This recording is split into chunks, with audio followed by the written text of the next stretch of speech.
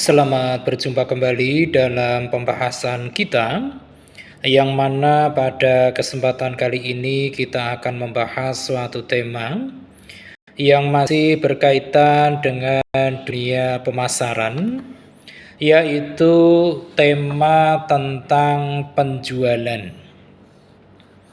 Penjualan ini merupakan suatu kegiatan yang bertujuan untuk mencari pembeli, mempengaruhinya, serta memberikan petunjuk agar pembeli tersebut dapat menyesuaikan kebutuhannya dengan produksi yang ditawarkan oleh perusahaan, serta mengadakan perjanjian mengenai harga yang menguntungkan untuk kedua belah pihak. Penjualan itu sendiri memiliki beberapa tujuan, di mana tujuan yang pertama dari aktivitas penjualan adalah untuk mendapatkan volume, yang mana dalam hal mendapatkan volume ini, jumlah dari hasil jual beli perusahaan pasti diharapkan akan dapat terus tumbuh ataupun bertambah setiap waktu dalam rangka membantu meningkatkan performa perusahaan. Ini adalah tujuan dari penjualan yang pertama, mendapatkan volume. Kemudian tujuan yang kedua yaitu menunjang pertumbuhan perusahaan. Manakala perusahaan mencapai target yang telah ditetapkan, maka usaha yang dijalankan oleh perusahaan tersebut besar kemungkinan akan lebih cepat mengalami pertumbuhan dan perkembangan usaha. Ini tujuan kedua. Lantas tujuan yang ketiga dari aktivitas penjualan adalah mendapatkan laba. Dengan pengelolaan yang baik, maka suatu perusahaan akan dapat memupuk laba ataupun keuntungan perusahaan yang semakin besar, dan tentu harapannya akan juga mendapatkan pelanggan-pelanggan yang loyal. Ini adalah beberapa tujuan dari aktivitas berupa penjualan. Penjualan itu sendiri di dalam dunia bisnis terdapat beberapa jenis di dalamnya. Jenis-jenis penjualan yang kita kenal di dalam dunia bisnis, di antaranya yang pertama adalah trade selling, yang mana trade selling ini akan dapat terjadi manakala produsen dan pedagang besar memberikan keleluasaan kepada pengecer untuk berusaha memperbaiki jalur distribusi produk-produk mereka.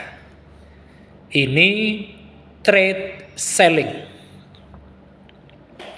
Kemudian jenis penjualan yang kedua yaitu responsive selling. yang mana di dalam aktivitas responsive selling ini, setiap personil ataupun individu yang ada di dalam tim penjualan akan memberikan reaksi terhadap permintaan. Penjualan responsif selling ini tidak menciptakan keuntungan yang besar, meskipun pelayanannya baik sekaligus membangun hubungan yang baik pula dengan pelanggan. Adapun harapan dari kegiatan penjualan jenis responsif selling ini adalah dalam rangka untuk memicu terjadinya pembelian yang bersifat berulang yang dilakukan oleh pelanggan. Ini adalah responsive selling. Kemudian yang ketiga, yaitu missionary selling. Yang mana missionary selling ini merupakan suatu penjualan yang dilakukan dengan berusaha untuk mendorong pembeli untuk membeli barang dari penyalur perusahaan. Perusahaan yang terlibat biasanya memiliki penyalur-penyalur sendiri dalam rangka mendistribusikan produk-produk yang dihasilkan. Ini adalah missionary selling. Kemudian yang keempat, itu ada new business selling. New business selling ini merupakan suatu jenis penjualan yang berusaha untuk membuka transaksi baru dengan mengubah calon pembeli menjadi seorang pembeli. Perusahaan yang acap kali menerapkan new business selling ini adalah perusahaan asuransi. Ini paling sering menggunakan teknik new business selling. Kemudian yang kelima, jenis penjualan technical selling. Yang mana technical selling ini merupakan suatu cara untuk meningkatkan penjualan dengan memberikan berbagai saran kepada konsumen, dan perusahaan harus memberikan solusi atas permasalahan-permasalahan yang dihadapi oleh konsumen. Itu tadi beberapa jenis penjualan. Nah, kalau tadi kita berbicara tentang jenis-jenisnya, maka di dalam bisnis, utamanya dalam aspek penjualan ini, ada beberapa bentuk yang sering dipraktekkan oleh para pelaku usaha. Bentuk-bentuk penjualan yang biasa dipakai ataupun digunakan oleh para pelaku usaha, yang pertama itu adalah bentuk penjualan tunai, di mana kata tunai ini mengandung makna bersifat cash and carry. Biasanya ini terjadi pembayaran kontan langsung dari pembeli kepada penjualnya. Walaupun ada beberapa perusahaan yang mengklasifikasikan bahwa Jika ada pembayaran yang rentang waktunya itu masih di bawah 1 bulan, itu masih dikategorikan penjualan tunai. Namun ada juga beberapa perusahaan yang memang dimaksud tunai adalah cash and carry tadi. Kemudian bentuk penjualan yang kedua yaitu konsinyasi. Di mana konsinyasi ini merupakan barang titipan kepada pembeli, di mana pembeli itu juga sekaligus menjadi penjual. Jika barang tersebut dalam rentang waktu tertentu tidak terjual, maka barang-barang yang tidak terjual itu tadi akan dapat dikembalikan kepada penjual yang memasok kepada pembeli yang sekaligus sebagai penjual tadi. Ini konsinyasi. Kemudian yang ketiga, bentuk penjualan yang lain adalah kredit. Di mana kredit ini mengandung makna non-cash. Utamanya berkaitan dengan tenggat waktu tertentu. Biasanya tenggat waktunya di atas 1 bulan. Ini penjualan kredit. Kemudian yang keempat, itu adalah penjualan ekspor. Aktivitas ekspor ini dilaksanakan dengan pihak pembeli yang berasal dari luar negeri, di mana mereka mengimpor barang dengan menggunakan berbagai jenis fasilitas. Dan salah satu fasilitas yang acap kali dipakai oleh mereka adalah fasilitas berupa letter of credit. Ini penjualan ekspor. Kemudian yang kelima, penjualan tender. Tender ini dilaksanakan melalui prosedur tender yang dimaksudkan untuk memenuhi permintaan dari pembeli yang membuka tender. Ini kelima. Kemudian yang keenam adalah penjualan grosir. Grosir dalam makna ini mengandung arti bahwa penjualan dilakukan secara tidak langsung kepada pembeli, tetapi melalui pedagang perantara, yang mana pedagang perantara ini menjadi perantara antara pabrik ataupun produsen ataupun importir dengan pedagang eceran. Ini adalah bentuk-bentuk penjualan yang lazim dipraktekkan oleh para pelaku usaha. Nah, selanjutnya muncul pertanyaan penting. Pertanyaan tersebut adalah mencakup tentang strategi penjualan yang efektif itu seperti apa. Tentu tidaklah mudah.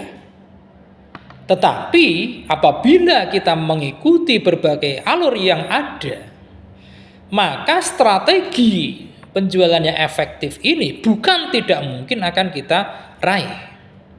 Strategi-strategi tersebut diantaranya yang pertama adalah menjalin hubungan dengan pelanggan. Perusahaan apabila mampu memperkuat hubungannya dengan pelanggannya, tentu akan membantu meningkatkan loyalitas pelanggannya dan juga meningkatkan kemungkinan mereka untuk melakukan aktivitas pembelian yang sifatnya berulang. Ini strategi pertama. Kemudian strategi yang kedua adalah dengan menyediakan pelatihan dan dukungan. Penyediaan pelatihan dan juga dukungan bagi pelanggan ini membantu sekali bagi seorang pelanggan atau unit pelanggan dengan menggunakan teknik-teknik tertentu, utamanya memberikan panduan bagaimana menggunakan produk-produk yang dihasilkan oleh perusahaan tersebut lebih efektif, sehingga pelanggan tidak akan mengalami kesulitan di dalam penggunaan produk-produk yang ditawarkan oleh perusahaan. Itu tadi yang kedua. Kemudian yang ketiga, kita juga bisa mengambil strategi dengan menawarkan nilai tambah. Kita dapat menawarkan nilai tambah dalam aktivitas penjualan kita.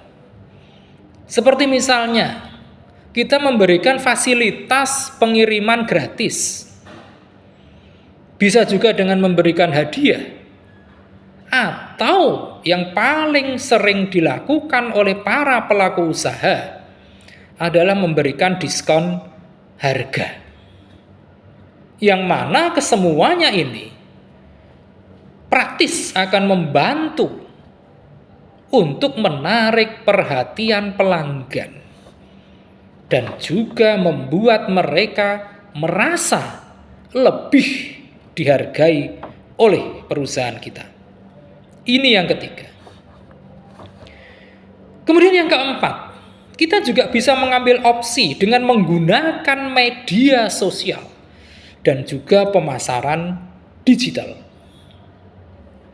Saat ini, pemasaran digital seperti misalnya iklan online dan juga pemanfaatan media sosial akan sangat-sangat membantu dalam meningkatkan visibilitas dan juga meraih pelanggan baru dengan biaya yang lebih murah.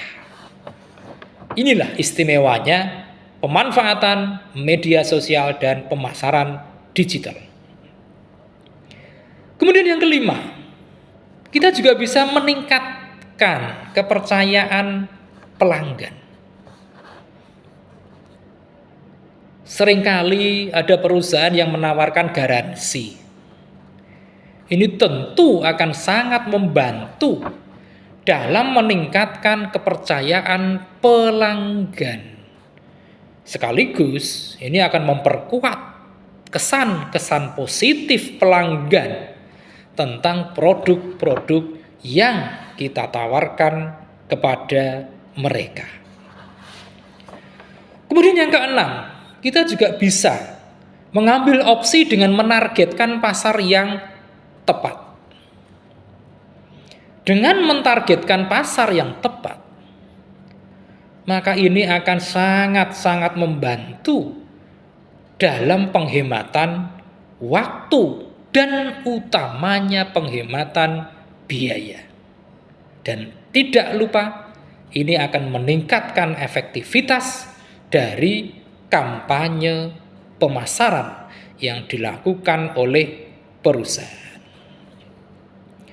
Dan yang ketujuh, strateginya kita bisa mengambil langkah dalam rangka menjaga kualitas produk-produk kita. Perusahaan haruslah terus memastikan bahwa produk-produk yang dijual ini memiliki kualitas yang tinggi dan juga mampu memenuhi kebutuhan pelanggan. Ini akan dapat membantu mempertahankan pelanggan yang telah ada dan juga membidik pelanggan baru. inilah pembahasan kita yang sangat singkat ini tentang penjualan.